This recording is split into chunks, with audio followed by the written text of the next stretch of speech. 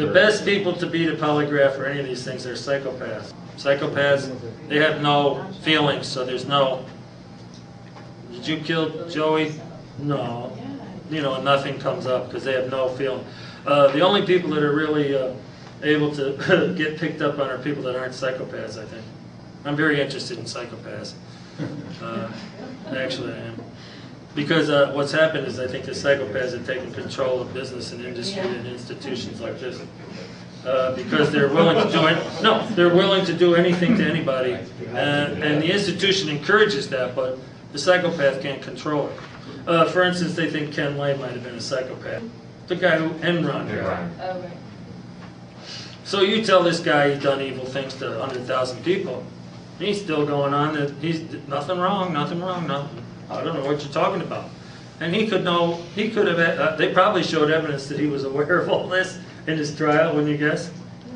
But if you talk to him or put the lie detector on him, I don't think it would come back that he felt that he did anything wrong. So they would say possibly a psychopath. Most of these people that are doing big damage to a lot of companies are psychopaths, or else they couldn't do it. You know, they have these embedded stories that are psychopaths probably actually supersede stories. They're the only ones that can. They got their own story.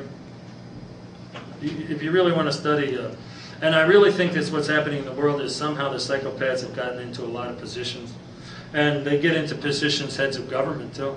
I don't want to say anything bad, but Stalin was probably a psychopath. He could have killed anybody, done anything to anybody. I don't think he lost 10 seconds sleep over it, did he? Probably.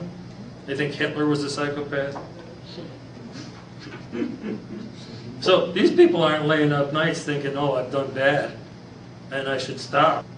It's very good. There's a book called "The Devil in Suits" or something that I'm trying to. A person gave it to me, and I want to give it to the library, and I can't find it. It's somewhere around. But there's a lot of books out about your boss is a psychopath. What do you do? You just look up psychopath in business, and you'll see a lot of work. And what they're worried about is that the psychopaths actually sneak through and take over the businesses. And when they do, they can't stop killing. You know, they can't stop. You know, the business wants them to go in and wipe out, say, 10, 20, 30% of the people. Because business is psychopathic also. Business is psychopathic. I'm not just saying this. This is common knowledge. Business has no moral compass, if you want to say. The concept of a corporation has no moral compass. All it is there to increase its own position, well, determined by wealth or whatever. All it is there to grow, to increase its own position.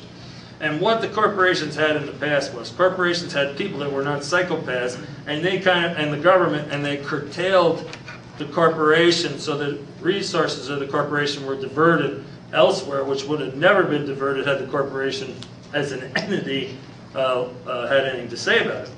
But once you get a psychopath in there, the psychopath then fights with the corporation for who's the top psychopath. This sounds crazy, but they fight with the corporation is a psychopath, but the head of the company is a psychopath. Then you got a fight between the psychopathic company and the psychopathic person. The psychopathic person can usually take down the company. Ken Lay could take down a company, even though the company was corporation was psychopathic itself, because the individual leader of the company can take it down. That's a psychopath.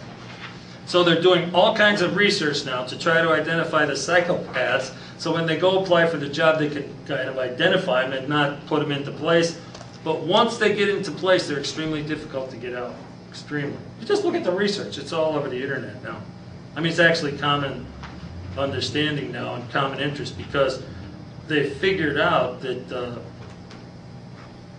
there's no remorse. There's no idea in these people that are ruining these companies and all these people's lives that there may be something wrong with that, right?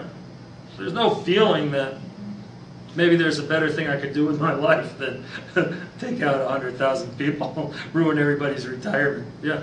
Are they linking this at all to like outsourcing, or is it just to layoffs? Because outsourcing is completely. Yeah. Well, I think you got to ask yourself. Well, the corporation itself would want to outsource.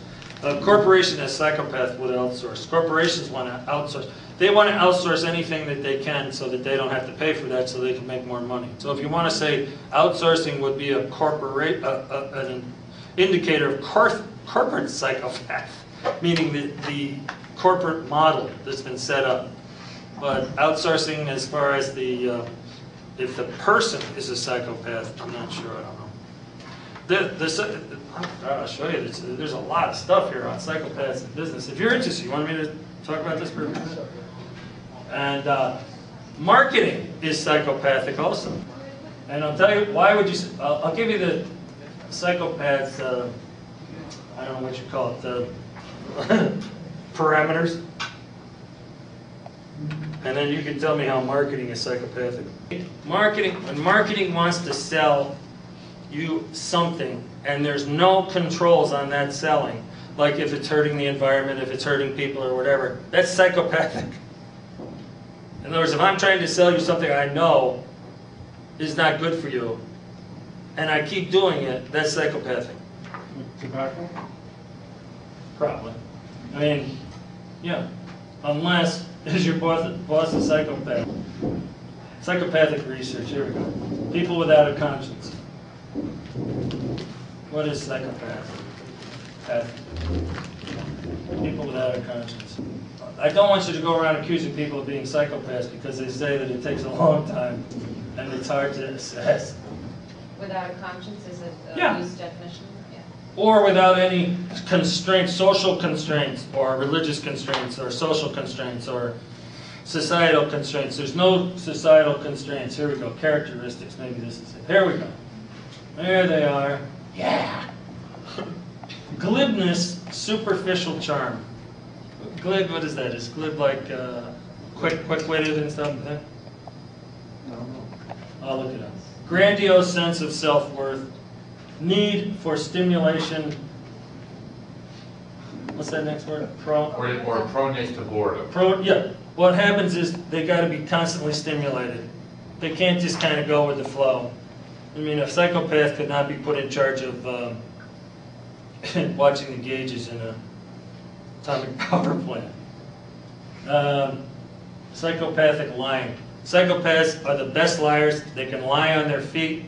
They can lie in a moment. I know a lot of psychopaths. They can lie with impunity in the moment. And nobody can lie as good as a psychopath. And they get mad at you if you challenge them that they're not telling the truth. Because they are convinced that lack of remorse or cunning, manipulative. Cunning means you're nice to people, but you're really trying to nail them, right? You're not nice to them because you live in a religious life. Lack of remorse or guilt. They don't feel any guilt. Shallow effect. I don't know what that is. Well, they aren't too deep. They aren't thinking about too much besides their own interest. Like they aren't sitting around thinking of the great stories of the world and how they impact marketing. Callous, lack of empathy. Empathy means if you're dying in front of somebody, they just say, hey, one less to worry about, or they don't even notice.